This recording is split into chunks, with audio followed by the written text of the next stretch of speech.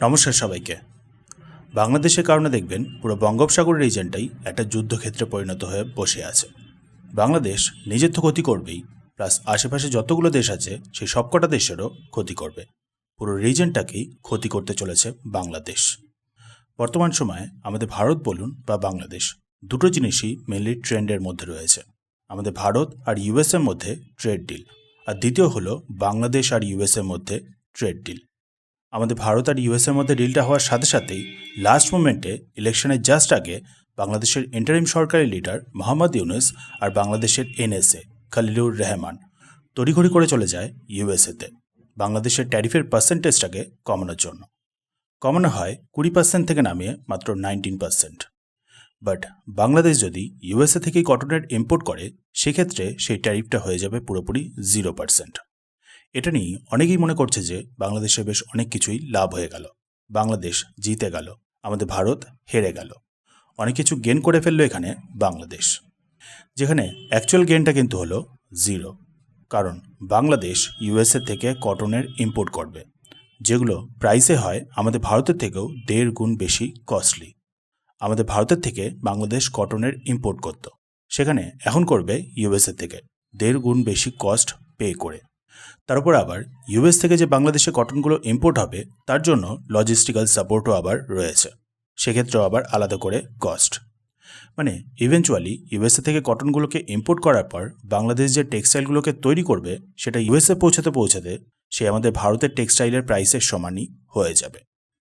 মানে আলটিমেটলি বলতে গেলে বাংলাদেশের গেইনটা হয়েছে অ্যাকচুয়ালি 0। বাট এটা করতে গিয়ে বাংলাদেশ কিভাবে নিজেদের দেশটাকে পুরোপুরি প্রবলেমে ফেলে দিয়েছে, প্লাস পুরো রিজনটাকেই প্রবলেমে ফেলে দিয়েছে দেখে নিন।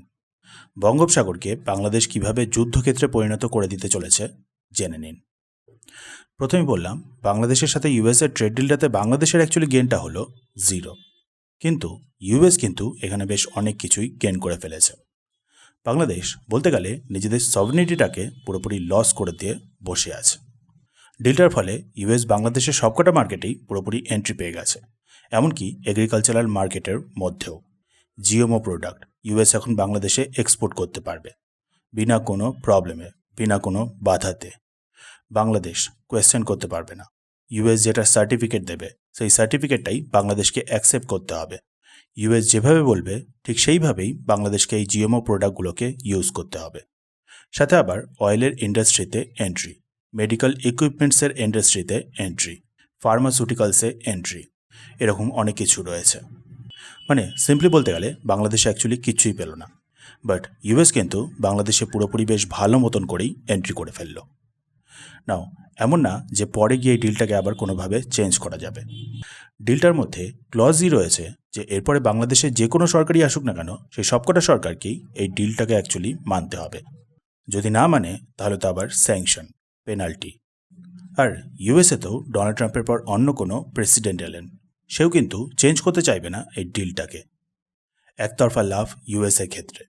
সো কেন চাইবে ইউএসএ কোনো প্রেসিডেন্ট সেই জিনিসটাকে চেঞ্জ করতে?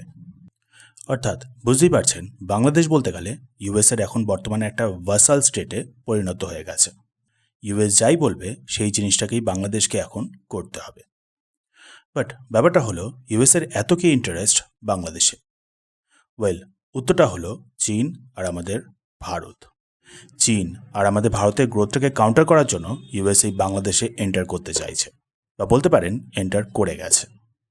চীনের ক্ষেত্রে দুটো হলো সবথেকে বড় ইম্পর্টেন্ট পয়েন্ট, মালাক্কা স্ট্রেট আর ইন্ডিয়ান ওশান।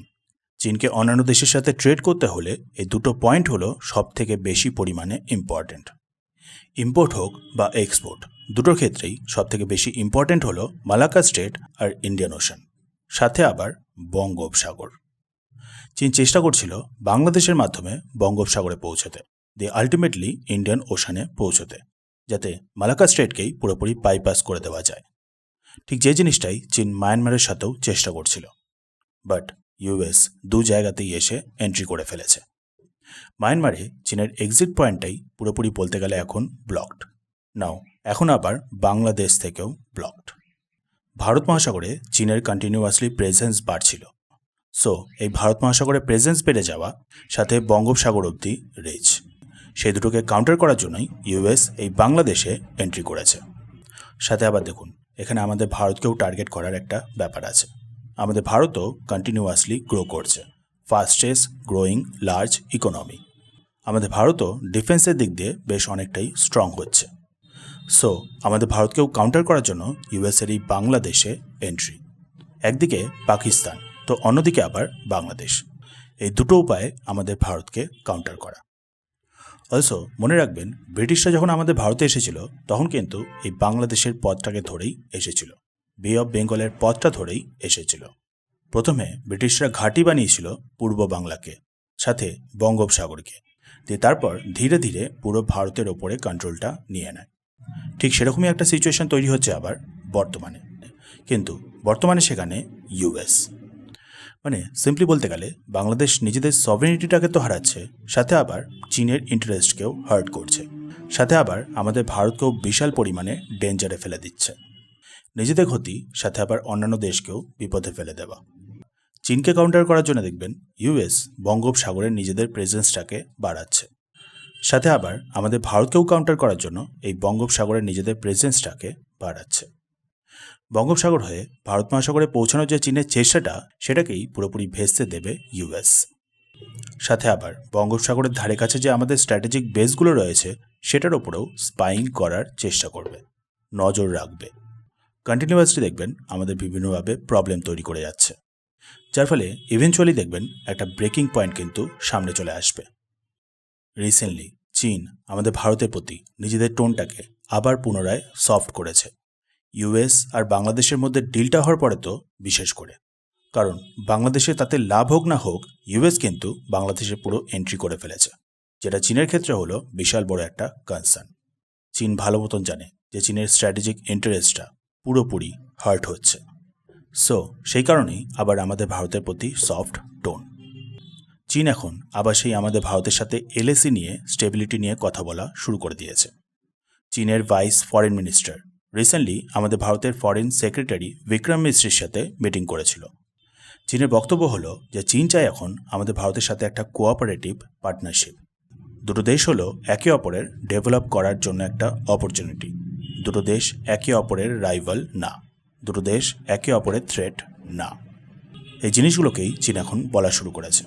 নাও এখানেও কিন্তু শেষ হয়নি, এমনকি চীন এখন বলা শুরু করেছে যে আমাদের ভারতের ইউএনএসসির পার্মানেন্ট মেম্বার হওয়ার যে ইচ্ছেটা, সেটাকে চীন ভালো মতন করেই আন্ডারস্ট্যান্ড করে, সেটাকে চীন রেসপেক্ট করে। ভাবুন যে চীন এতদিন ধরে আমাদের ভারতের ইউএনএসসির পার্মানেন্ট মেম্বারশিপের ব্যাপারটাকে সাপোর্ট করছিল না, সেই চীনই এখন আমাদের ভারতের ইউএনএসসির পার্মানেন্ট মেম্বারশিপ নিয়ে কথা বলছে। যদিও দেখুন, আমরা ভালো মতনই জানি চীন কতদূর পরিমাণে অপরচুনিস্ট, কতদূর পরিমাণে আমাদের ভারতকে বিট্রে করতে পারে।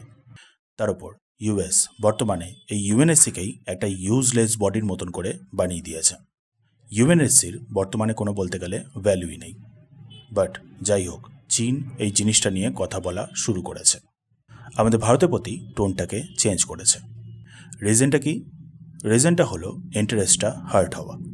অ্যাকচুয়ালি চীন ভালো মতন করে রিয়েলাইজ করতে পারছে যে চীনের ইন্টারেস্টগুলোই অ্যাকচুয়ালি বেশি পরিমাণে হার্ট হচ্ছে, ট্রেড, ইনফ্লুয়েন্স, সব দিক থেকে।